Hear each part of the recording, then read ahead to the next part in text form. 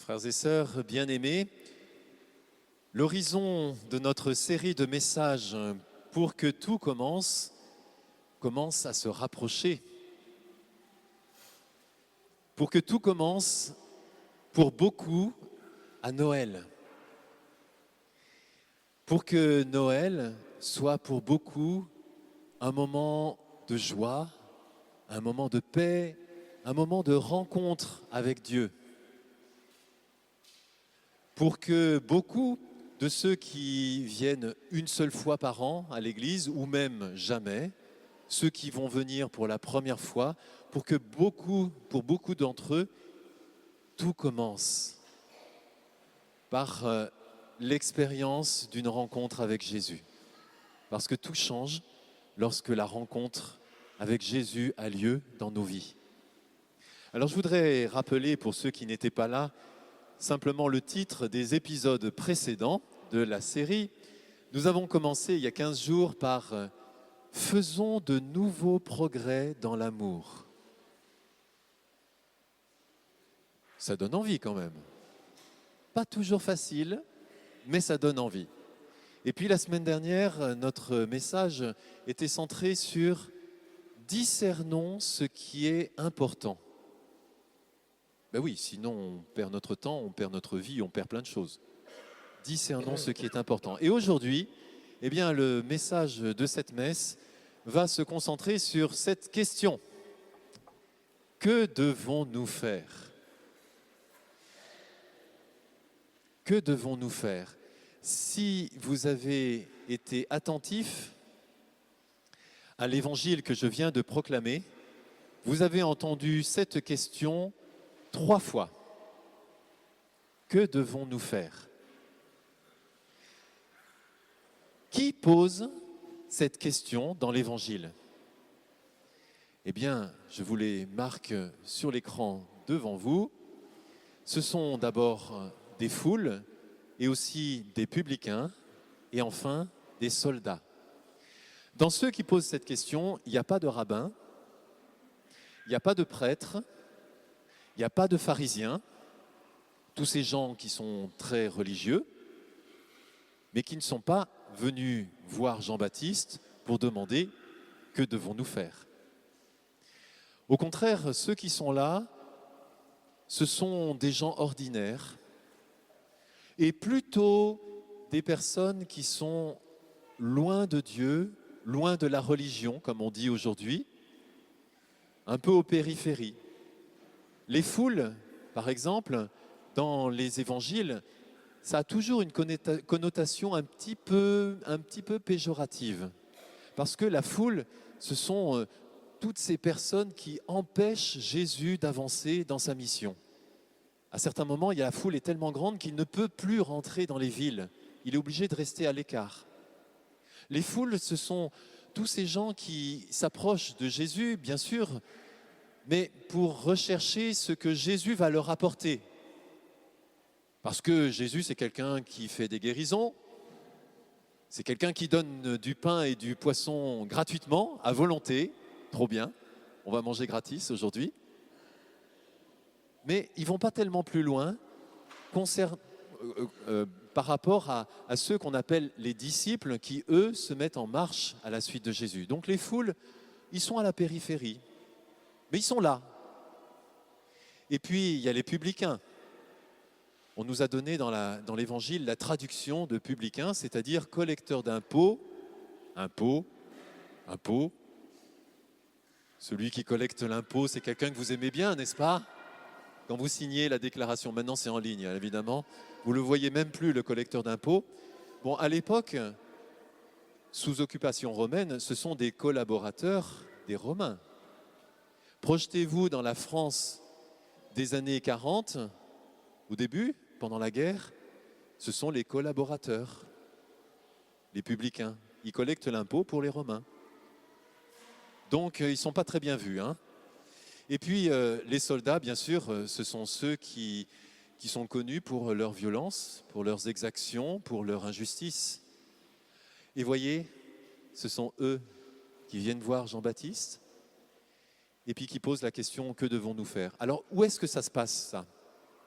Ça se passe au bord du Jourdain, parce que c'est là que se trouve Jean-Baptiste. Pour ceux qui ont eu la joie, comme moi, d'aller en Terre Sainte, quand on va sur le lieu, tout d'un coup, on réalise des choses. On réalise que cet endroit où Jean-Baptiste se trouvait, au bord du Jourdain, c'est un endroit complètement perdu de chez perdu. Ces gens-là, ils ont quitté leurs occupations, leur travail, leur métier, pour un temps. Ils ont fait des dizaines de kilomètres à pied, parce qu'à l'époque, il n'y avait pas de trottinette électrique, vous savez. Ils ont traversé ces dizaines de kilomètres dans le désert, parce que le Jourdain coule au milieu du désert. Ben oui, et je peux vous dire qu'il fait chaud. Pourquoi ils sont venus? Pour entendre un homme qui vocifère dans le désert, c'est lui-même qui le dit, « Je suis la voix qui crie dans le désert » et habillé avec un pagne de poils de chameau. Fallait qu'il soit motivé quand même. En fait, ces personnes-là qui sont venues voir Jean-Baptiste, ce sont des personnes qui sont en recherche, en attente, en désir, parce que leur expérience qui fait qu'elles se mettent en mouvement, c'est que dans leur vie, il manque quelque chose. Il manque quelque chose. Il y a un creux, il y a un vide. Et leur vie ne les satisfait pas, au point qu'ils quittent ce qu'ils font pour traverser plusieurs dizaines de kilomètres de désert pour aller au bord du Jourdain rencontrer Jean-Baptiste. Permettez-moi, frères et sœurs bien-aimés, de vous partager un petit témoignage personnel. Ceux qui sont là depuis longtemps, vous allez finir par connaître tout de ma vie. Quand j'avais 23 ans, c'était il y a longtemps, je suis parti pour 16 mois en Guyane française, à Cayenne, Kalindi, tu connais. Et là, j'ai rencontré, c'était le 24 décembre 1990, j'ai rencontré Georges Éric, un homme qui a marqué ma vie. Il sortait de prison, je l'ai rencontré le jour où il sortait de prison. Il était innocent et c'est pour ça qu'il a été libéré. Mais surtout, il m'a témoigné d'une expérience spirituelle qu'il a vécue dans la prison. Une expérience de proximité de Jésus et de Marie dans sa souffrance. Et ça m'a beaucoup interpellé, ça m'a beaucoup touché, son témoignage qui était plein de ferveur. C'était quelqu'un de beaucoup plus croyant que moi à cette époque. Et ça m'a beaucoup touché au point que, vous voyez, je l'ai rencontré quelques fois quand j'étais à Cayenne, et puis après, quand je suis rentré en métropole, je ne l'ai plus vu et je ne sais pas ce qu'il est devenu. Mais je sais toujours qu'il s'appelle Georges Éric, je vois son visage, et cette rencontre a été décisive pour moi. Parce que, après l'avoir rencontré, la question qui est venue naturellement dans mon cœur, c'est « Mais qu'est-ce que je dois faire en fait ?» Et je n'ai pas eu la réponse, hein. J'ai un peu tâtonné, j'ai cheminé comme j'ai pu. Alors d'abord à Cayenne, où j'ai lu des livres qui ont été inspirants pour moi. Et puis j'ai commencé à prier davantage. C'est là-bas à Cayenne que j'ai commencé à dire le chapelet tous les jours. Après je l'ai arrêté parce que j'avais d'autres choses, mais ça a été quelque chose qui m'a accompagné. Et puis j'ai pris une décision là-bas aussi, c'était de me confesser plus souvent qu'avant. Avec le recul, je me rends compte que c'est une décision qui a été très féconde en fait dans mon cheminement, qui m'a beaucoup aidé à cheminer.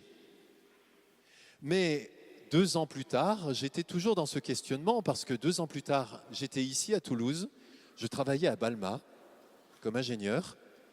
Et puis, j'étais toujours habité de cette question parce que je me rappelle encore, c'était en août 1992, un de mes meilleurs amis est venu me visiter et puis on était place Wilson, à la terrasse d'un café.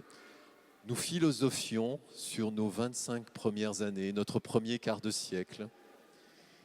qu'est-ce que tu as fait de ton premier quart de siècle, toi? Oh, bah, pas grand-chose, surtout des études. Et puis je me rappelle lui avoir dit, mais tu sais, je ne sais pas ce qui se passe dans ma vie là, mais j'ai l'impression que Dieu attend quelque chose de moi, mais je ne sais pas quoi, je ne sais pas comment, je ne sais pas avec qui, sous quelle forme, je ne sais pas. Mais ce questionnement était de plus en plus présent dans ma vie. Que dois-je faire? Ça faisait 2 ans que ce que dois-je faire était dans ma vie. Et puis le Seigneur m'a donné la grâce, quelques semaines après, de le rencontrer, lui, Jésus. Ça s'est passé ici, dans cette église, où la communauté venait juste d'arriver. Et là, ma vie a complètement changé. Je vous raconterai ça une autre fois. L'important, c'est que ma vie a complètement changé et puis qu'aujourd'hui, je suis devant vous. En fait, ce que je veux souligner à travers ce petit témoignage, c'est que ce Georges-Éric, que j'ai vu quelques fois en 90-91 à Cayenne, il a été pour moi un Jean-Baptiste. Parce qu'il a réveillé quelque chose en moi, il m'a mis en chemin, et puis il m'a d'une certaine façon dirigé jusqu'à la rencontre avec Jésus. Parce que c'est ce que fait Jean-Baptiste. Je retourne au bord du Jourdain, voilà ce qu'il dit. Moi, je vous baptise avec de l'eau, mais il vient celui qui est plus fort que moi.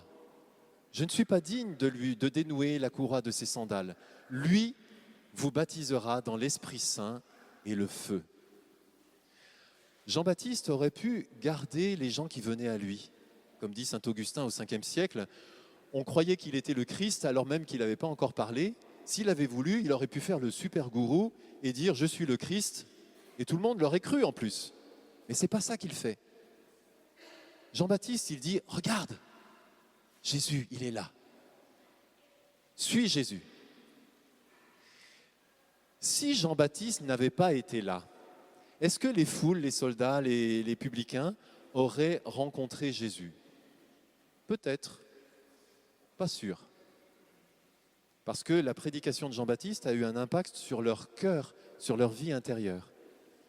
Si je n'avais pas rencontré Georges-Éric à Cayenne, est-ce que j'aurais rencontré Jésus ici? Peut-être, pas sûr. Parce que ce que j'ai vécu avec Georges-Éric et puis le cheminement ensuite a travaillé mon cœur qui m'a rendu capable de rencontrer Jésus. Question. Comment est-ce que nous allons être les Jean-Baptiste de quelqu'un d'autre? Excellente question. Et alors quand on rencontre Jésus, je vous le disais tout à l'heure, notre vie change complètement. Alors plutôt que de vous témoigner simplement de ma pauvre petite vie, je vais faire appel à un témoin de premier ordre. Ce témoin, il s'appelle Saint Paul. On l'a entendu dans la 2e lecture. Il exhorte les chrétiens de la ville de Philippe, mais on sent bien que ce qu'il leur propose, ce à quoi il les invite, c'est quelque chose qu'il vit lui-même. Sinon, il ne pourrait pas le faire. Relisons un tout petit peu rapidement cette 2e lecture. Soyez toujours dans la joie du Seigneur. Je le redis, soyez dans la joie, que votre bienveillance soit connue de tous les hommes. Le Seigneur est proche. Ne soyez inquiets de rien, mais en toutes circonstances, priez et suppliez tout en rendant grâce pour faire connaître à Dieu vos demandes. Et la paix de Dieu, qui dépasse tout ce qu'on peut concevoir, gardera vos cœurs et vos pensées dans le Christ Jésus. Je reprends ce que j'ai souligné en jaune dans ce texte et de façon un peu synthétique. Ce que nous dit saint Paul, c'est en fait ce qu'il habite, lui, la joie. Or, je vous rappelle que quand Paul écrit l'épître aux Philippiens, il est en prison. Et dans cette épître aux Philippiens, il n'arrête pas de parler de joie. Et toutes ces choses-là, ça habite son cœur et ça le rend heureux alors même qu'il est en prison. Il parle de paix, il parle de confiance en Dieu, il parle de bienveillance envers les autres, peut-être envers aussi le soldat qui est à côté de lui ou qui le garde dans son cachot, et de sollicitude pour les autres. Voilà ce qu'il dit pour ces chrétiens de Philippe et qu'il vit lui-même. La rencontre avec Jésus, c'est ça que ça produit dans nos vies. Alors pas de façon magique, d'un coup, là comme ça, pouf. Mais il y a quelque chose d'une semence de l'ordre du royaume de Dieu qui grandit, qui grandit, qui grandit, et qui change notre vie, qui transforme notre vie. Alors je reviens maintenant à cette question. Que devons-nous faire? Que devons-nous faire? Je me permets de rappeler encore le titre des messages précédents. Faisons de nouveaux progrès dans l'amour, parce qu'on sent bien que c'est plutôt de ce côté-là qu'il va falloir chercher. Comme saint Paul nous y a exhorté d'ailleurs, hein.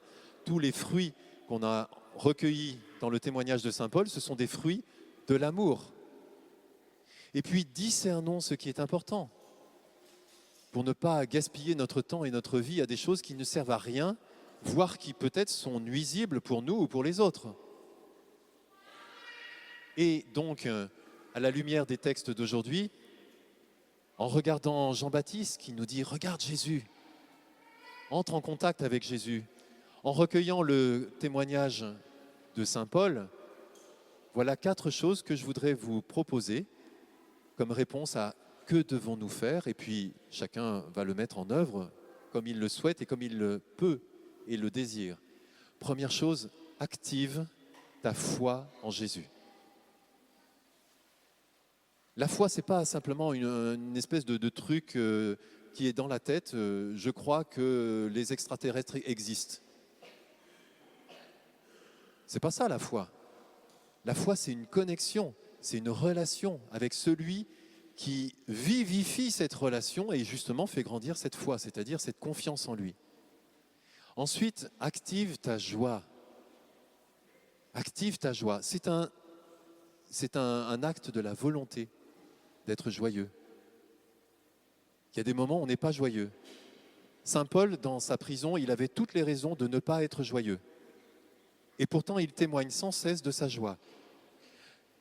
Fais-le pour que ta foi, c'est-à-dire ta relation avec Jésus, rayonne à travers toi. Si tu es joyeux, ça va être un magnifique témoignage de ta relation avec Jésus. Et puis ensuite, active ta prière.